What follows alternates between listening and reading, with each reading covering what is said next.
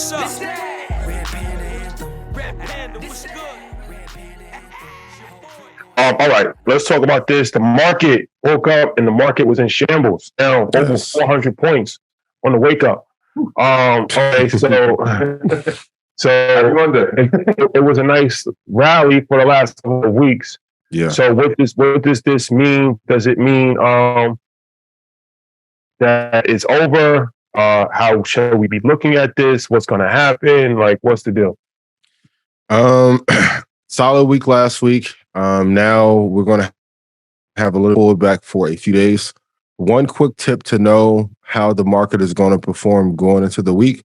If you look at the Sunday session at 5 p.m. Central or tune in to CNBC's app, the futures market will tell you what happened. So at the open yesterday, the market fell and it gapped down a little bit. Also, expiration ended Friday. So that's another reason the volume started to pick back up. And now because investors are a little bit worried about the economy and overall, we are seeing a little bit of a slight drop. Don't be afraid. It's still August. August historically is a slower month. I always tell the story of August 24, 2015, like was one of my biggest days in the market. So just be careful. September and October will start to pick back up. But this week we should have a little bit of a pullback. Yeah, I mean, I'm just going to say that as far as value, people forget that Fridays are usually expiration days. So I know people look at Friday like, wait, we're the first time in 5 weeks we had a losing week. So that's interesting. But you just got, like I said, just be patient with it. Again, the summertime is usually when volume decreases. That's just historically. And we're midway through the third quarter.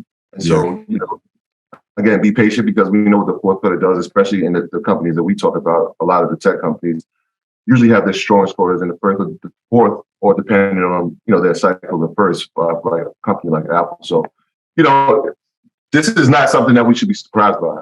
We've seen it happen. I remember in August 2020 when we saw a nice little run, and then we had a great pullback at the top of September. So history, we should use that as a catalyst to say, all right, well, this is where we're going to use our information from. If you want to go back further, again, look at how historically things trade over the summer months.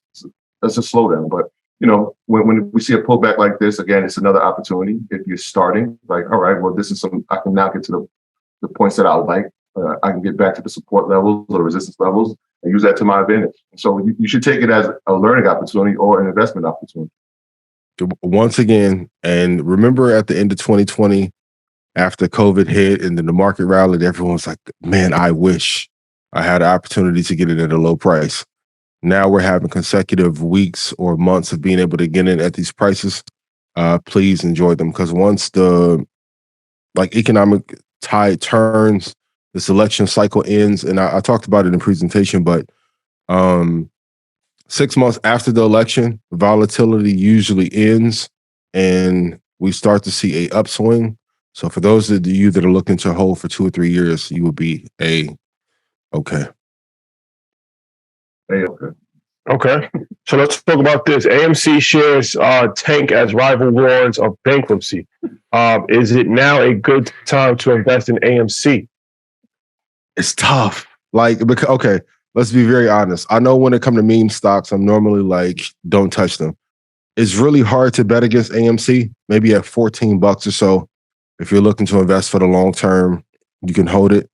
But I don't see people going into theaters. And I know they're doing something very interesting in terms of the ape rollout to be able to, no comment on the ape thing this time. Not documentary. No comment from me. Very interesting business model to get more liquidity into the business.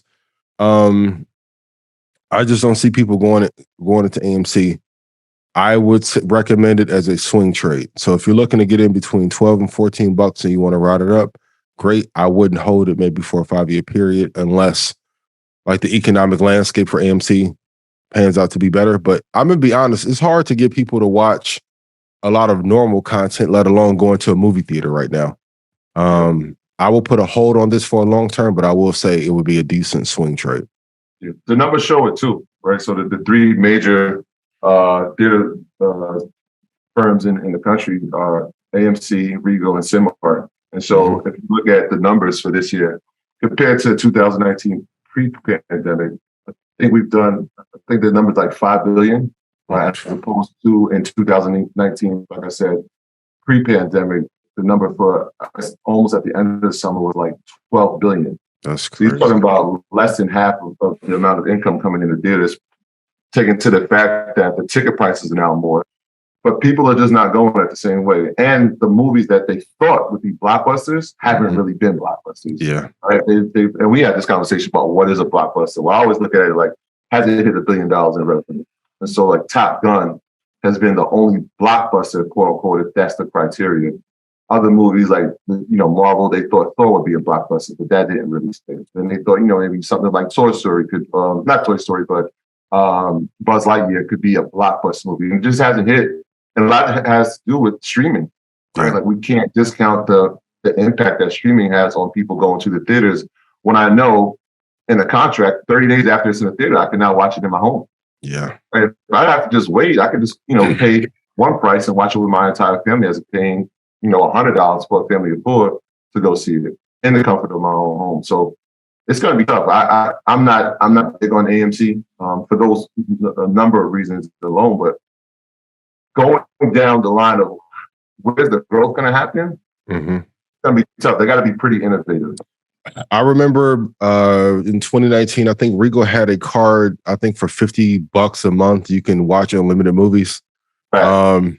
AMC may need to do something similar. Now, with the fan base they do have with that 8 fan base, they may be able to monetize, but they need to roll that out really fast. And like you said, I mean, I watched Top Gun last Wednesday at home.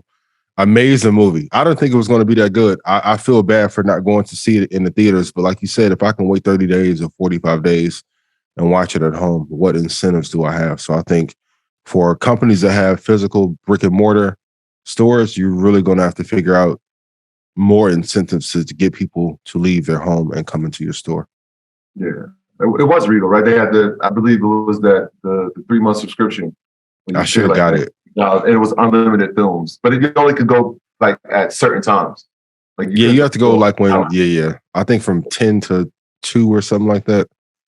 Yeah, so. Never on the premiere day or something like that. This that Red Panda Anthem. Ian, what's up? This that Red Panda Anthem. Red Panda, what's good? Red Panda Anthem. Your boy going up. I know they can't stand it.